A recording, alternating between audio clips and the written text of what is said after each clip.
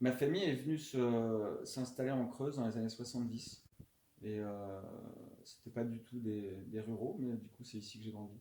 Mon père a eu l'idée saugrenue de construire un voilier dans un champ, ici en Creuse, à 500 km de la mer. On est parti vivre 2 ans sur la mer. Et en fait, ma mère supportait pas la mer. Et elle était trop inquiète d'avoir 2 enfants à bord d'un voilier comme ça. Et du coup, au bout de 2 ans, donc c'était retour en France et à terre. Et là, ensuite, mes parents ont beaucoup bougé aussi. Je crois que j'ai habité 17 maisons différentes avec mes parents.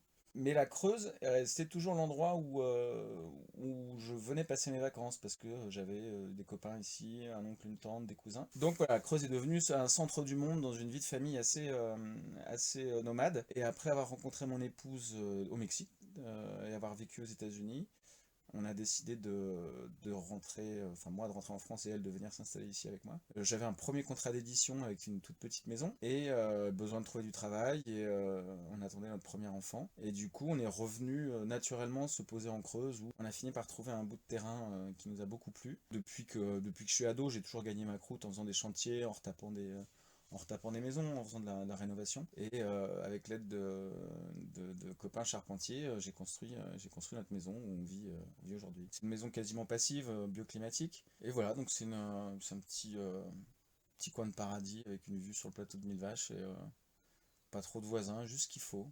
On n'est ni trop loin ni trop près des commerces et des petites villes du coin. À l'automne, elle disparaît, elle a la même couleur que les arbres. On a eu beau prévoir un peu large en termes de chambre d'amis, chambre d'enfants. Je me suis quand même fait virer de chez moi. Du coup, je suis relégué, tel un bagnard guyanais, je suis relégué au fond du jardin, dans une caravane qui est mon bureau et accessoirement la chambre d'amis. Ce qui est bien, c'est que j'ai pu mettre la caravane à l'endroit du terrain où la vue est la plus belle. À la maison, on a ajouté un garage que je n'ai cessé d'agrandir. Je transformais une place de garage en atelier où je fabrique des boucles de ceinture en perpétuant un petit peu la tradition familiale. Mes parents étaient bijoutiers. J'ai pas mal besoin d'arrêter d'écrire de temps en temps et d'aller souder, meuler.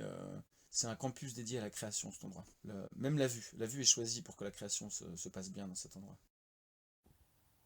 Mais en réalité, on est effectivement devenu propriétaire de cette maison, mais ça reste seulement un port d'attache. C'est-à-dire qu'on n'y est pas, on n'y vit pas toute notre vie. On a continué à voyager beaucoup. On est parti un an en Guyane, on a sillonné les États-Unis avec un vieux camping-car, on est parti avec les enfants.